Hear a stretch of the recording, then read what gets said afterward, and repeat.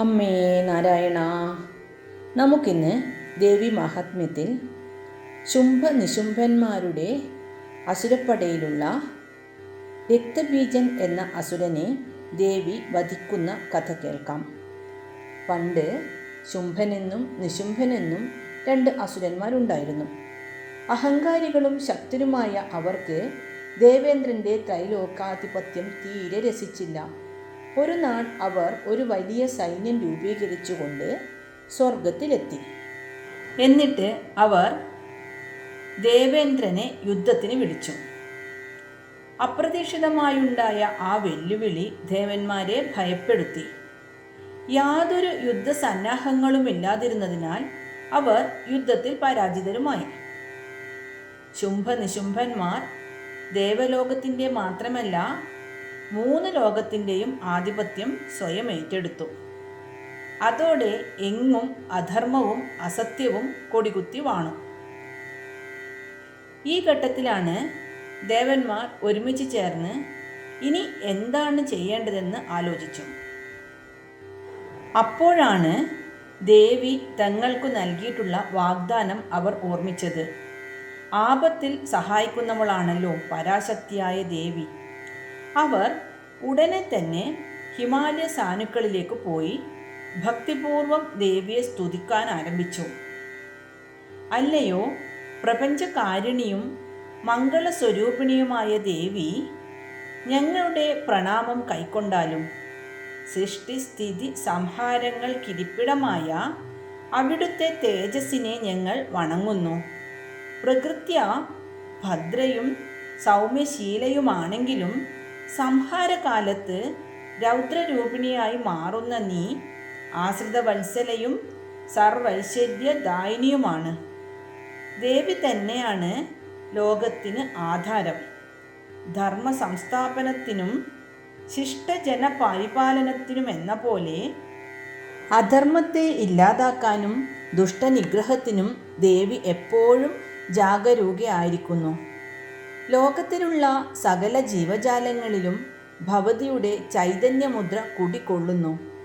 അവയിൽ ബുദ്ധി, ശക്തി, ശ്രദ്ധ, നിദ്ര, തൃഷ്ണ, ലജ്ജ, ദയ, ശാന്തി, കാന്തി എന്നീ രൂപങ്ങളിൽ പ്രകാശിക്കുന്ന മാതൃസ്വരൂപിണിയും മറ്റൊരാളല്ല.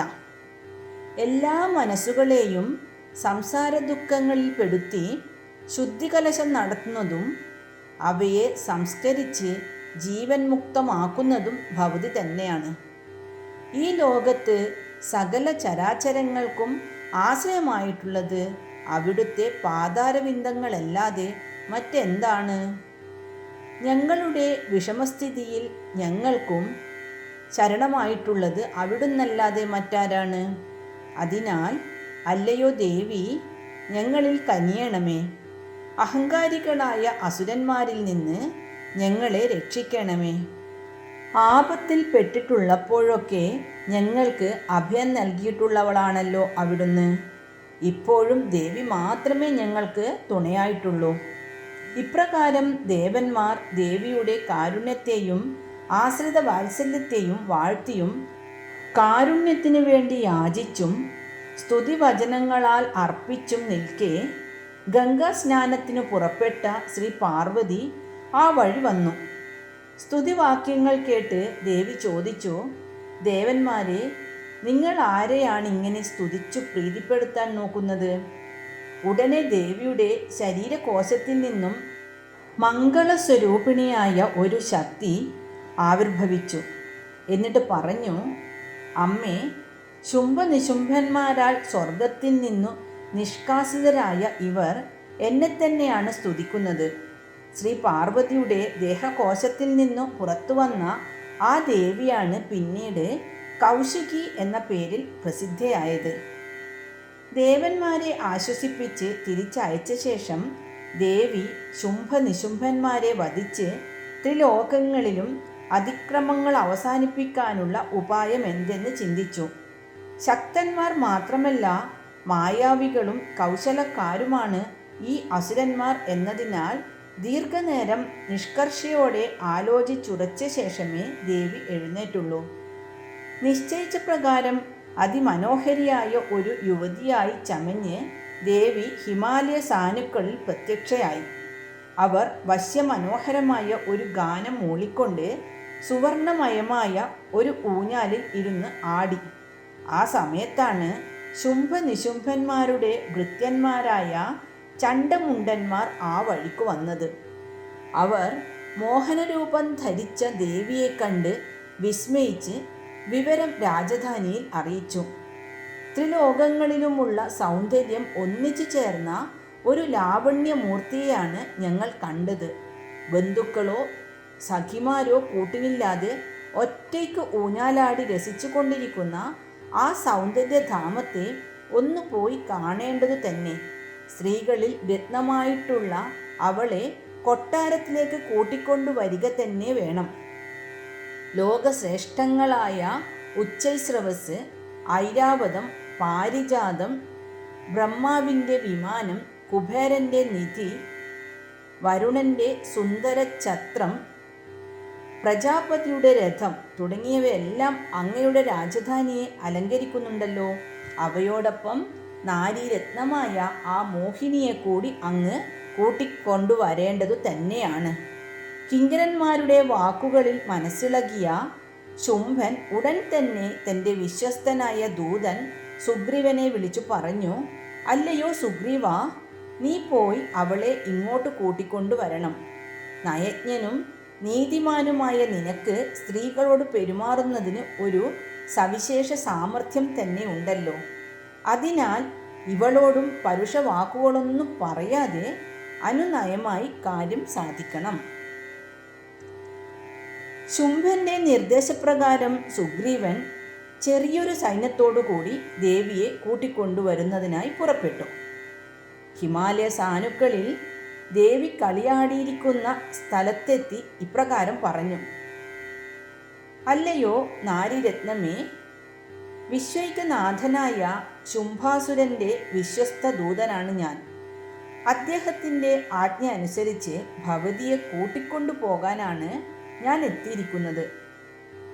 ഭവതിയോട് പറയുന്നതിനായി അദ്ദേഹം നൽകി അയച്ചിരിക്കുന്ന സന്ദേശം അങ്ങ് കേട്ടാലും. ഇന്ന് 3 ലോകങ്ങളും എനിക്ക് അധീനമാണ്. ദേവന്മാർ കൂടി എൻ്റെ ആജ്ഞാനുവർത്തികളാണ്. അവർക്കുള്ള യജ്ഞഭാഗങ്ങൾ എനിക്ക് ഭുക്തം.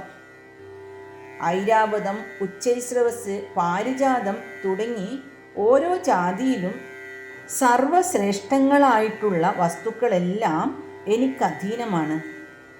ഭവതിയാകട്ടെ സ്ത്രീകളിൽ രത്നമാണെന്നും ഞാൻ മനസ്സിലാക്കുന്നു. അതിനാൽ ഭവതിയുടെ സ്ഥാനം ശുംഭനിശുംഭന്മാർക്കൊപ്പമാകട്ടെ. ഞങ്ങളിൽ ഇഷ്ടമുള്ളയാളെ വരിച്ച് അതുല്യമായ ഐശ്വര്യത്തിന് പാത്രമാവുക. ഇതാണ് സന്ദേശം. ഭവതി ഇനി എന്നോടൊപ്പം വരാൻ തയ്യാറാവുക. സുഗ്രീവൻ പറഞ്ഞു. അതിചതുരമായ ദൂതവാക്യം കേട്ട് മന്ദസ്മിതമുയർത്തുകൊണ്ട് ദേവി പറഞ്ഞു, അല്ലയോ സുഗ്രീവ, നീ പറഞ്ഞത് ശരിയാണ്. ലോകനാഥന്മാരെന്ന് അഭിമാനിക്കുന്ന ശുംഭനിശുംഭന്മാരെ പറ്റി ഞാൻ കേട്ടിട്ടുണ്ട്. എന്നാൽ അവരെ ഭർത്താവായി വരിക്കുന്നതിന് ഒരു തടസ്സമുണ്ട്.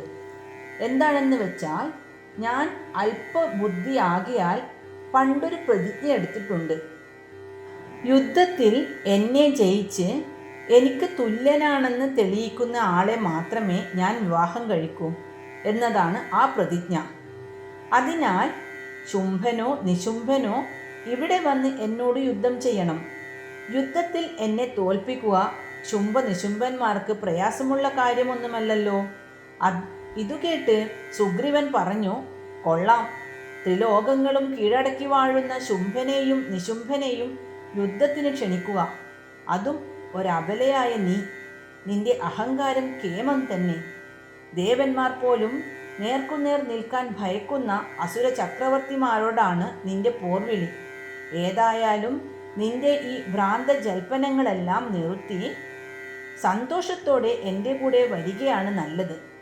ബലപ്രയോഗത്തിനിട വരുത്തരുത്. ഇതെല്ലാം കേട്ടിട്ടും സമചിത്തതയോടുകൂടി നിന്നിരുന്ന ദേവി ഒടുവിൽ ഇപ്രകാരം പറഞ്ഞു, നീ വെറുമൊരു ദൂതനാണെന്നത് മറന്നു സംസാരിക്കുന്നു. ശുംഭനിശുംഭന്മാർ ബലവാന്മാരാണെന്നു ഞാൻ സമ്മതിച്ചല്ലോ. എന്നാൽ എൻ്റെ പ്രതിജ്ഞ പാലിക്കാതിരിക്കാൻ എനിക്കാവില്ല. ഈ വിവരം നീ പോയി നിന്റെ യജമാനന്മാരോട് പറയുക. അവർ യുക്തം പോലെ ചെയ്യട്ടെ. ഇത് കേട്ട് അപമാനബോധവും കോപവും കൊണ്ട് തിളച്ചുമറിയുന്ന മനസ്സുമായി സുഗ്രീവൻ അസുര ചക്രവർത്തിയുടെ അടുത്തേക്ക് മടങ്ങി വന്നു.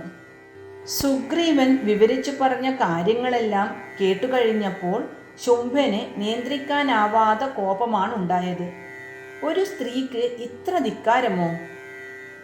ശുംഭാസുരൻ ഉടൻ തന്നെ തൻ്റെ സേനാനായകന്മാരിൽ ഒരാളായ ധൂമ്രലോചനൻ എന്ന ധീരനെ അരികിൽ വിളിച്ചു പറഞ്ഞു, അല്ലയോ ധൂമ്രലോചന, നീ സൈന്യങ്ങളുമായി ചെന്ന് അവളുടെ തലമുടിയിൽ പിടിച്ച് ഇവിടെ കൊണ്ടുപോയിരിക്ക. ഒരു സ്ത്രീക്ക് ഇത്രമാത്രം ധിക്കാരം പാടില്ല. ഇനി ആരെങ്കിലും യക്ഷനോ കിന്നരനോ ഗന്ധർവനോ ആരോ ആകട്ടെ അവളുടെ രക്ഷയ്ക്കായി വരികയാണെങ്കിൽ അവരെ കൊന്നുകളഞ്ഞേക്കുക. ഞാൻ ആരാണെന്ന് അവൾ മനസ്സിലാക്കട്ടെ. ഞാനല്ലാതെ അവൾക്ക് മറ്റൊരാൾ ശരണമില്ലെന്നും അറിയട്ടെ. രാജശാസനം കേട്ട് ധൂമ്രലോചൻ ഉടനെ തന്നെ ദേവിയെ നേരിടാൻ പുറപ്പെട്ടു. 60,000 അസുര സൈന്യങ്ങൾ അയാളെ അനുഗമിച്ചു. അവർ ഹിമാലയത്തിലെത്തി അതിശോഭയോടെ വിളങ്ങുന്ന ദേവിയെ കണ്ട് വിസ്മയം പൂണ്ടു. എങ്കിലും തങ്ങളുടെ ചക്രവർത്തിയുടെ ആജ്ഞയെ ധിക്കരിച്ചതിലുള്ള കോപം അവരെ വിറകൊള്ളിച്ചു. അസുര സേനാനായകൻ അനുനയപൂർവം ഇങ്ങനെ പറഞ്ഞു, ഞാൻ ശുംഭാസുരൻ്റെ സേനാനായകനായ ധൂമ്രലോചനനാണ്. ഭവതിക്ക് ഹിതകരമായൊരു ദൗത്യവുമായാണ് ഞാൻ വന്നിരിക്കുന്നത്. ഭവതിയുടെ ഈ സ്വർഗീയ സൗന്ദര്യവും യൗവനവും പാഴാക്കി കളയാനുള്ളതല്ല. അതിനാൽ എതിരു പറയാതെ ശുംഭനിശുംഭന്മാരുടെ രാജകൊട്ടാരത്തിലേക്ക് വരിക. അവരിൽ ഒരാളെ വരിച്ച് സർവസുഖഭോഗങ്ങളും അനുഭവിച്ച് ഇവിടെ ജീവിക്കാം. സ്വമനസ്സോടെ വരാനല്ല ഭാവമെങ്കിൽ ബലാത്കാരേണ തലമുടി പിടിച്ചിഴച്ചുകൊണ്ട് ഞാൻ കൊണ്ടുപോകും. അതിനിടയാക്കാതെ കാത്തിരിക്കുന്ന സൗഭാഗ്യങ്ങളെ സ്വീകരിക്കാൻ എന്നോടൊപ്പം വന്നാലും. ധൂമ്രലോചനൻ്റെ പ്രീണനവും ഭീഷണിയും കലർന്ന വാക്കുകൾ കേട്ട് ദേവി മന്ദസ്മിതം ചൊരിഞ്ഞതേയുള്ളൂ. അല്ലെങ്കിൽ തന്നെ അല്പന്മാരുടെ വമ്പുപറച്ചിലിൽ ശക്തന്മാർ ഇളകുകയില്ലല്ലോ. യാതൊരു ക്ഷോഭവുമില്ലാതെ ദേവി അയാളോട് പറഞ്ഞു, ഞാൻ പറയാനുള്ളത് പറഞ്ഞു. എന്നെ എതിർത്ത് തോൽപ്പിക്കാൻ വലിയൊരു സൈന്യവുമായാണല്ലോ നിന്റെ വരവ്. എന്നാൽ അതുതന്നെ നടക്കട്ടെ. ഇതു കേട്ട് കുപിതനായ ധൂമ്രലോചനൻ ദേവിയെ പിടികൂടാനായി അടുത്തു. ഉച്ചത്തിൽ പോർവിളി മുഴക്കിക്കൊണ്ട് സർവായുധധാരിയായി തന്നെ സമീപിക്കുന്ന അസുരനെ ഒറ്റ ഹുങ്കാരം കൊണ്ട് തന്നെ ദേവി ഭസ്മമാക്കി കളഞ്ഞു. ദേവിയുടെ വാഹനമായ സിംഹവും അസുരപ്പടയുടെ മേൽ ആക്രമണം അഴിച്ചുവിട്ടു. വേൽ, ശൂലം, പരശു തുടങ്ങിയ ആയുധങ്ങളുമായി ദേവി അസുര സൈന്യത്തെ അരിഞ്ഞു വീഴ്ത്താൻ തുടങ്ങി. 60,000 വരുന്ന സൈന്യങ്ങൾ ചുരുങ്ങിയ സമയം കൊണ്ട് ചിന്നിച്ചിതറി. പലരും മരണം പോകുകയോ മരണാസന്നരാവുകയോ ചെയ്തു. ഈ അത്യാശ്ചര്യകരമായ വാർത്ത ശുംഭാസുരൻ്റെ കാതിലുമെത്തി.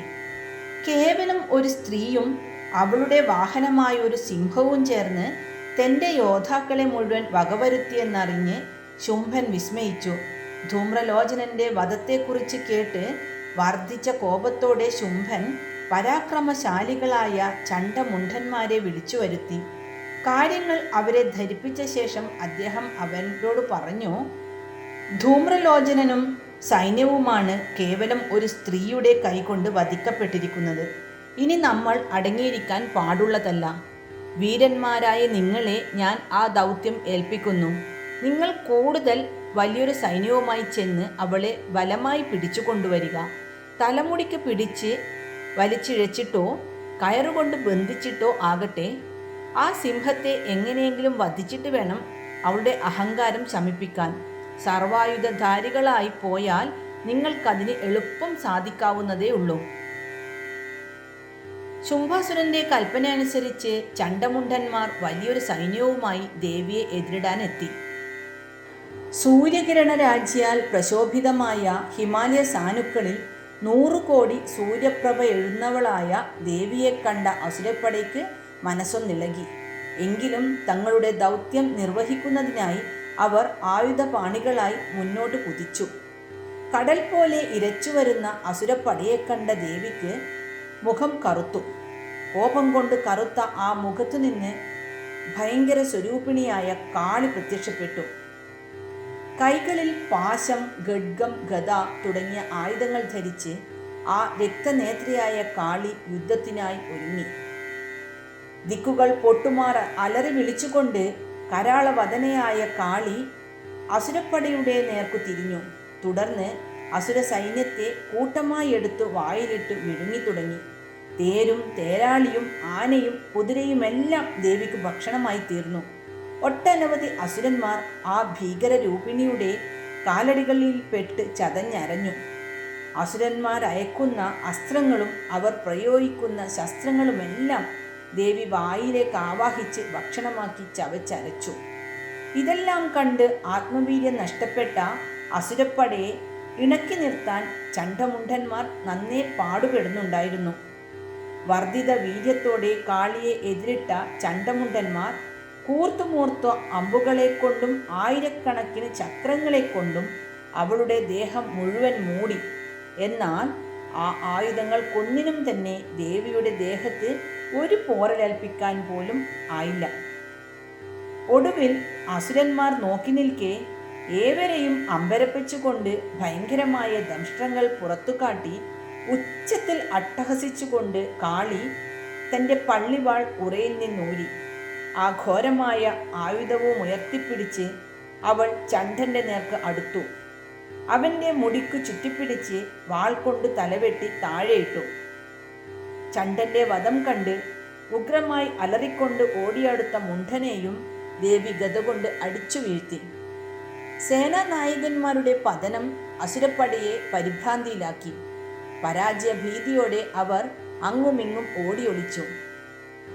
കാളി ദേവി ജയഭേരി മുഴക്കി യുദ്ധക്കളത്തിലാകെ ഓടി നടന്ന ശേഷം ചണ്ഡൻ്റെയും മുണ്ഡൻ്റെയും തലയെടുത്ത് ചണ്ഡികാദേവിയുടെ മുമ്പിൽ അർപ്പിച്ചുകൊണ്ടിങ്ങനെ പറഞ്ഞു: ദുഷ്ടനിഗ്രഹ യജ്ഞത്തിൽ ഏർപ്പെട്ടിരിക്കുന്ന ഭവതിയുടെ സഹായത്തിനായി ഞാൻ വധിച്ച ചണ്ഡമുണ്ഡന്മാരുടെ ശിരസ്സുകളാണിവ. ഭവതിയുടെ നിയോഗം തന്നെയാണല്ലോ ചണ്ഡമുണ്ഡന്മാരുടെ വധം. അത് സ്വയം നിർവഹിക്കുകയായിരിക്കും ഉചിതം. ദേവി കാളിയുടെ പ്രവൃത്തിയിൽ സംപ്രീതിയായി ഇങ്ങനെ പറഞ്ഞു: ഭവതി ചെയ്തത് ധീരവും സാഹസികവുമായൊരു കൃത്യമാണ്. ചണ്ഡമുണ്ഡന്മാരെ വധിക്കുകയാൽ ഭവതി ഇനി ലോകത്ത് ചാമുണ്ഡ എന്ന പേരിൽ പ്രസിദ്ധി നേടും. ദുഷ്ടനിഗ്രഹവും ശിഷ്ടരക്ഷയും ചെയ്ത് ഭവതി ലോകവന്ധ്യയായിത്തീരും. ഈ സമയത്ത് ചണ്ഡമുണ്ഡന്മാരുടെ വധത്തെപ്പറ്റിയും അസുരപ്പടയ്ക്കുണ്ടായ സർവനാശത്തെപ്പറ്റിയും വിവരമറിഞ്ഞ് ശുംഭനിശുംഭന്മാർ ഞെട്ടിവിറച്ചു. അവിശ്വസനീയമായ ആ വാർത്ത കേട്ട് ഇരുവരും ക്രുദ്ധരായി. മന്ത്രിമാരെയും മറ്റ് സേനാനായകന്മാരെയും വിളിച്ചുകൂട്ടി ഭാവി കാര്യങ്ങളെക്കുറിച്ച് ആലോചന തുടങ്ങി.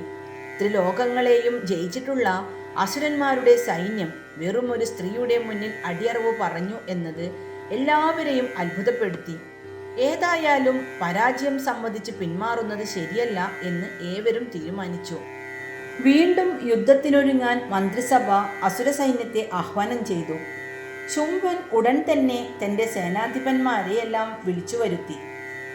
ഉദായുധന്മാർ 86 പേർ, കംസുക്കൾ 84 പേർ, കോടിവീര്യന്മാർ 50 പേർ, ധൗമ്രന്മാർ 100 പേർ തുടങ്ങിയവരെല്ലാം യുദ്ധസജ്ജരായി എത്തി. കൂടാതെ കാളകന്മാർ, ദൗർഹൃദന്മാർ, മൗര്യന്മാർ, കാലകേയന്മാർ എന്നിവരും തങ്ങളുടെ സൈന്യങ്ങളെ ഒരുക്കി നിർത്തി. ശുംഭനും അനേകായിരം സൈന്യങ്ങളോടുകൂടി അവർക്കു മുമ്പേ ഹിമാലയ പാർശ്വത്തേക്ക് യാത്ര തിരിച്ചു. അതിവിപുലമായൊരു സൈന്യം തൻ്റെ സങ്കേതം ലക്ഷ്യമാക്കി വരുന്നത് ദേവി ദൂരത്തുനിന്ന് തന്നെ കണ്ടു. ഉടൻ തന്നെ തൻ്റെ ദിവ്യമായ വില്ലിൻ്റെ ഞാൺ വലിച്ചുകെട്ടി. ഭൂമിയും ആകാശവും ആ ശബ്ദത്തിൽ മാറ്റൊലി കൊണ്ടു. അതോടൊപ്പം ദേവി വാഹനമായ സിംഹത്തിൻ്റെ ഗർജനവും കൂടിക്കലർന്ന് ഭീതിതമായ ഒരന്തരീക്ഷം സൃഷ്ടിക്കപ്പെട്ടു. എന്നാൽ ഇതൊന്നും വകവയ്ക്കാതെ ശുംഭൻ്റെ നേതൃത്വത്തിലുള്ള അസുരസൈന്യം ദേവിയെ നാലുപാടും നിന്ന് വളഞ്ഞു. ഈ നിർണായക മുഹൂർത്തത്തിൽ അസുരനാശത്തിനും ദേവിയുടെ സഹായത്തിനുമായി ബ്രഹ്മാവ്, ശിവൻ, കാർത്തികേയൻ, വിഷ്ണു, വരാഹം, നരസിംഹം, ഇന്ദ്രൻ എന്നിവരുടെ ശക്തികൾ പ്രത്യേക രൂപത്തിൽ അവരുടെ ശരീരത്തിൽ നിന്ന് നിഷ്ക്രമിച്ച് ആയുധധാരികളായി പടക്കളത്തിൽ നിലയുറപ്പിച്ചു.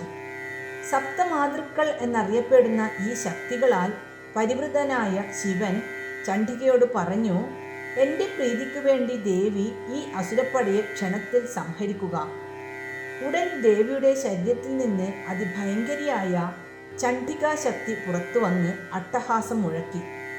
അനന്തരം ദേവി മഹാദേവനായ ശിവനോട് പറഞ്ഞു, ശുംഭനിശുംഭന്മാരുടെ ഗർവമടക്കാൻ മറ്റു മാർഗമില്ല. അങ്ങ് ദൂതനായി അവരെ സമീപിക്കുക. ഇന്ദ്രന് ത്രൈലോക്യാധിപത്യം നൽകി ഉടൻ പാതാളത്തിലേക്ക് പോയിക്കൊള്ളുവാൻ അവരോട് ആവശ്യപ്പെടുക. അല്ലെങ്കിൽ യുദ്ധത്തിൽ സർവനാശം സംഭവിക്കുമെന്ന് മുന്നറിയിപ്പും നൽകുക. ഇപ്രകാരം ദേവി ആവശ്യപ്പെട്ടതനുസരിച്ച് ശിവൻ ദൂതനായി ചെന്ന് അസുര രാജാവിനോട് വിവരം പറഞ്ഞു. എന്നാൽ ഇതും ദേവിയുടെ അഹങ്കാരമായി കരുതി അസുരന്മാർ കൂടുതൽ പ്രകോപിതരാവുകയാണ് ഉണ്ടായത്. അവർ ദേവിയെ വളഞ്ഞ് ബാണങ്ങളും മറ്റായുധങ്ങളും വർഷിക്കുവാൻ തുടങ്ങി. ദേവിയാകട്ടെ വലിയ ബാണങ്ങളെ കൊണ്ട് ലീലയായി അവരയക്കുന്ന ആയുധങ്ങളെ അനായാസേന ഛേദിച്ചു കളഞ്ഞു. കാളിയും ഈ അവസരത്തിൽ യുദ്ധക്കളത്തിലെത്തി തൻ്റെ ശൂലം കൊണ്ടും ഗദ കൊണ്ടും ശത്രുക്കളെ കൊന്നുവീഴ്ത്തി. ബ്രഹ്മാവിൻ്റെ ശക്തിയായ ബ്രഹ്മാണി തൻ്റെ കമണ്ഡലുവിലുള്ള ജലം തളിച്ച് ശത്രുക്കളുടെ ബലം കെടുത്തി. മാഹേശ്വരി ത്രിശൂലം കൊണ്ടും വൈഷ്ണവി ചക്രം കൊണ്ടും കൗമാരി ശക്തി കൊണ്ടും അസുരന്മാരെ യുദ്ധത്തിൽ നശിപ്പിച്ചു. ഐന്ദ്രയുടെ വജ്രാഘാതമേറ്റും വാരാഹിയുടെ ദംഷ്ട്രങ്ങളെ കൊണ്ടും ചക്രം കൊണ്ടും അനേകം അസുരന്മാർ ചത്തുവീണു. നരസിംഹിയാകട്ടെ അസുരരക്തം ഊറ്റിക്കുടിച്ചും അസുരമാംസം ആഹരിച്ചും യുദ്ധഭൂമിയിൽ ചുറ്റിത്തിരിഞ്ഞു. ശിവദൂതിയായ ചണ്ഡികയുടെ അട്ടഹാസം കേട്ട് ഭയപ്പെട്ടോടുന്ന അസുരന്മാർ പലരും യുദ്ധഭൂമിയിൽ നിന്ന് യോഗിനി മാതാക്കൾക്ക് ഭക്ഷണമായി തീർന്നു. ഇപ്രകാരം തങ്ങൾക്ക് അനുകൂലമല്ല യുദ്ധഗതിയെന്ന് മനസ്സിലാക്കിയ അസുരന്മാർ ഭയന്നോടാൻ തുടങ്ങി. അപ്പോൾ രക്തബീജനെന്ന മഹാസുരൻ അവർക്ക് ധൈര്യം പകർന്നുകൊണ്ട് മുന്നോട്ട് വന്നു. അയാൾ ദേവിയെ എതിരിടാൻ മുൻനിരയിൽ നിന്നു. രക്തബീജൻ പ്രത്യേക വരസിദ്ധിയുള്ളവനാണ്. അവൻ്റെ ഓരോ തുള്ളി രക്തവും നിരത്തു വീഴുമ്പോൾ അവനെപ്പോലെ പരാക്രമികളായ അസുരന്മാർ അതിൽ നിന്നും ആവിർഭവിക്കുമെന്നാണ് വരം. ഗദയുമേന്തി യുദ്ധഭൂമിയിലെത്തിയ രക്തബീജൻ ആദ്യം എതിരിട്ടത് ഇന്ദ്രശക്തിയോടാണ്. ഐന്ദ്രി വജ്രായുധം പ്രയോഗിച്ചപ്പോൾ രക്തബീജന്റെ രക്തം മുറിഞ്ഞ് അവിടെ നിന്ന് ധാരാളം രക്തം പ്രവഹിച്ചു. ആ രക്തത്തിൻ്റെ ഓരോ തുള്ളിയിലും നിന്ന് പരാക്രമശാലികളായ അനേകം രക്തബീജന്മാർ ആവിർഭവിച്ച് ദേവിയുടെ ഭൂതഗണങ്ങളോട് അതിഘോരമായി പോരാടാൻ തുടങ്ങി. വൈഷ്ണവിയും കൗമാരിയും വരാഹിയും തങ്ങളുടെ ആയുധങ്ങൾ പ്രയോഗിച്ചപ്പോഴും കൂടുതൽ രക്തബീജന്മാർ അസുരന്റെ ദേഹത്ത് നിന്ന് പ്രത്യക്ഷപ്പെട്ട് അവരെയൊക്കെ എതിരിട്ടു. അപ്പോഴേക്കും യുദ്ധഭൂമി മുഴുവൻ അനേകായിരം രക്തബീജന്മാരെ കൊണ്ട് നിറഞ്ഞിരുന്നു. അസുരപ്പട ക്രമേണ ശക്തിയാർജിക്കുന്നത് കണ്ട് ദേവന്മാർക്ക് ഭയമായി. അവർ ചണ്ഡികയുടെ അടുത്തെത്തി എന്താണ് ഇനിയൊരു വഴിയെന്ന് ആരാഞ്ഞു. അവരുടെ പരിഭ്രമം കണ്ട് ചണ്ഡിക കാളിയോട് യുദ്ധക്കളത്തിലേക്ക് പോകാൻ നിർദ്ദേശിച്ചു. വായ് പിളർന്ന് രക്തബീജന്മാരെ ഒന്നാകെ ആഹരിച്ച് തൃപ്തി വരുത്തിക്കൊള്ളാൻ ദേവി കാളിക്ക് അനുമതി നൽകി. കൂടാതെ രക്തബീജന്റെ രക്തം മുഴുവൻ കുടിച്ചു വറ്റിക്കാനും ദേവി കാളിയോട് ആവശ്യപ്പെട്ടു. അങ്ങനെ അവൻ്റെ ദേഹത്തിൽ നിന്ന് വീഴുന്ന രക്തത്തെ പാനം ചെയ്തും രക്തോൽപ്പന്നന്മാരായ അസുരന്മാരെ ഭക്ഷിക്കുകയും ചെയ്തുകൊണ്ട് ചാമുണ്ട യുദ്ധക്കളത്തിൽ സഞ്ചരിച്ചു. രക്തമെല്ലാം വാർന്നുപോയ അസുരൻ ദേവിയുടെ കൈകൊണ്ട് വധിക്കപ്പെട്ടു. ദേവന്മാരെല്ലാം ദേവിയെ സ്തുതിഗീതങ്ങളാൽ വാഴ്ത്തി. മഹർഷി കഥ പറഞ്ഞു നിർത്തിയ ശേഷം രക്തബീജൻ എന്ന അസുരൻ എന്തിനെ പ്രതിനിധാനം ചെയ്യുന്നു എന്നുകൂടി പറഞ്ഞു. മനുഷ്യ മനസ്സിലുണ്ടാകുന്ന കാമത്തെയാണ് ഈ കഥാപാത്രം പ്രതീകമാക്കിയിരിക്കുന്നത്. ഒരു കാമത്തിൽ നിന്ന് അനേകം കാമങ്ങൾ ജനിക്കുന്നതിനെയാണ് ഓരോ തുള്ളി രക്തത്തിൽ നിന്ന് അനേകം അസുരന്മാർ ജനിക്കുന്നു എന്ന പ്രസ്താവന കൊണ്ട് അർത്ഥമാക്കുന്നത്. ദേവി ഉപാസന കൊണ്ട് തൃഷ്ണകളെ അടക്കുന്നവനാണ് യഥാർത്ഥ ഭക്തൻ. മോഹാന്ധകാരത്തിൽ നിന്ന് മോക്ഷം സിദ്ധിക്കണമെങ്കിൽ ദേവിയെ തന്നെ ശരണം പ്രാപിക്കണം. കഥയിൽ നിന്ന് പാഠമുൾക്കൊണ്ട സുരഥനും സമാധിയും മഹർഷിയെ പ്രശംസിച്ചുകൊണ്ട് ഇപ്രകാരം പറഞ്ഞു: വളരെ ആശ്ചര്യകരമായ കഥയാണ് അങ്ങ് പറഞ്ഞത്. ദേവിയുടെ മഹാത്മ്യത്തെപ്പറ്റി വീണ്ടും വീണ്ടും കേൾക്കാൻ ഞങ്ങൾക്ക് ആഗ്രഹമുണ്ട്. മാത്രവുമല്ല, രക്തബീജവധത്തിനു ശേഷം ശുംഭനിശുംഭന്മാർക്ക് എന്ത് സംഭവിച്ചുവെന്നും വിസ്തരിച്ചു കേൾക്കാൻ ഞങ്ങൾക്ക് ആഗ്രഹമുണ്ട്. അപ്പോൾ മഹർഷി വീണ്ടും കഥ തുടർന്നു. ബാക്കി ഭാഗം നാളെ കേൾക്കാം. അമ്മേ നാരായണ. ഹരേ കൃഷ്ണ.